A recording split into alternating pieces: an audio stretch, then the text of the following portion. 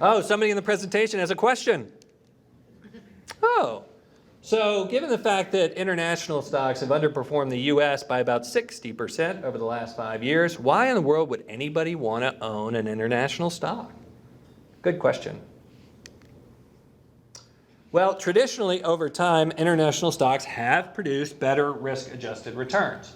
So here is a matrix that takes two portfolios, one that's 100% U.S. equities and one that's 50% U.S., 50% non-U.S., and says over rolling 10-year periods, what do the returns and the standard deviations look like, going back to 1970?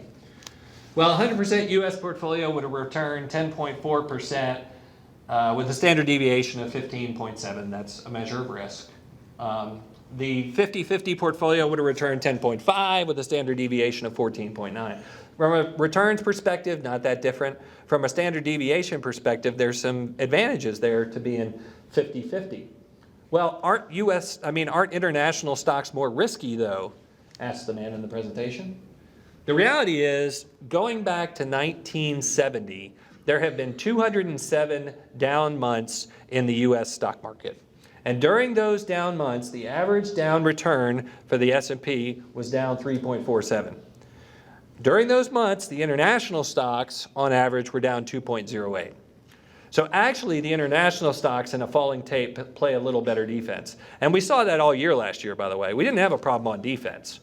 On average, we outperformed when the market was falling all year last year, and it's been the case so far this year. Where we had the problem last year was that there was no offense to be had for international stocks. It all accrued to the domestic stocks. So our defensive posture in the portfolio actually, in down weeks did outperform, and that's been the case. And a lot of that has to do with that chart there.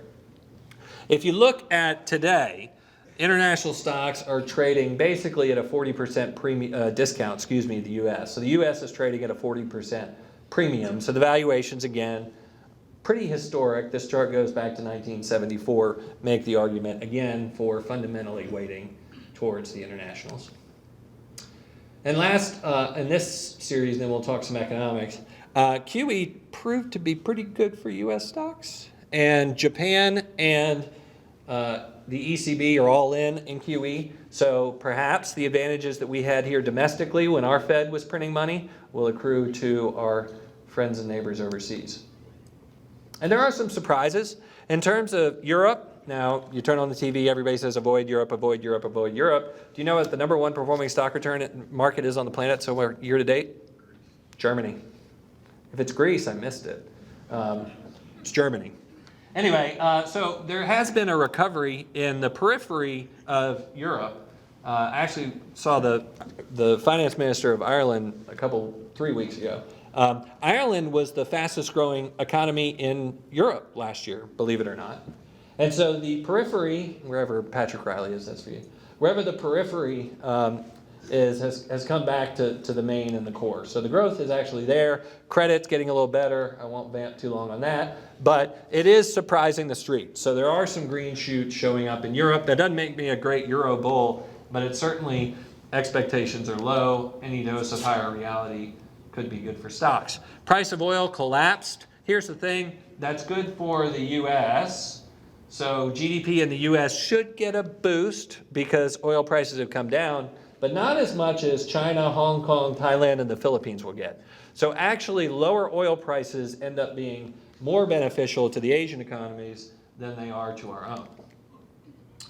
And finally, I woke up in the middle of the night in a panic like I did for most of the fourth quarter, and went and downloaded Morgan Stanley's database and said, okay, I have a question. So that slide I showed you that said dollar goes up 10%, what do U.S. stocks do? Well, what do international stocks do? And what do they do year 1, 2, 3, 4, 5? And what I found was pretty interesting. In the first couple of years, oh, by the way, I did it hedged and unhedged, right? So you've got the blue is the U.S., the yellow, orange is ex-U.S. hedged, so you're holding local currency. And then green is just dollar exposed international assets. So years 1, 2, not much differentiation in returns. But as you go further out, clearly there's a benefit to being unhedged in foreign equities. Why is that, right? So I scratched my head a little bit. The reason is, remember, a rising dollar shifts profits for corporations basically overseas, just like it does for growth outside the U.S. and inflation outside the U.S. So the rising dollar over time makes U.S. corporations, multinationals less competitive and makes internationals more competitive. And that's what plays out over time. Lastly, one thing to remind you, for those considering capitulating on the international stocks, don't.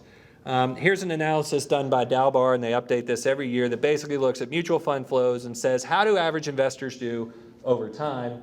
And what you can see is, relative to the stock market, the S&P here, the average stock investor gets about half of it. The average bond investor gets very little of the bond index. And the reason is they make poor timing decisions. So they tend to capitulate on international stocks at the wrong time, or sell stocks in March of 2009 and buy them at the end of 2007. And that investor behavior penalty will limit the take-home return. So if you invest on what feels good, often that's the wrong road. So having gone through all of this and doing the analysis on the big whiteboard at home, we are convicted that our philosophy is correct and we are staying the course. Make sense? He seems happy. Nod heads if you agree.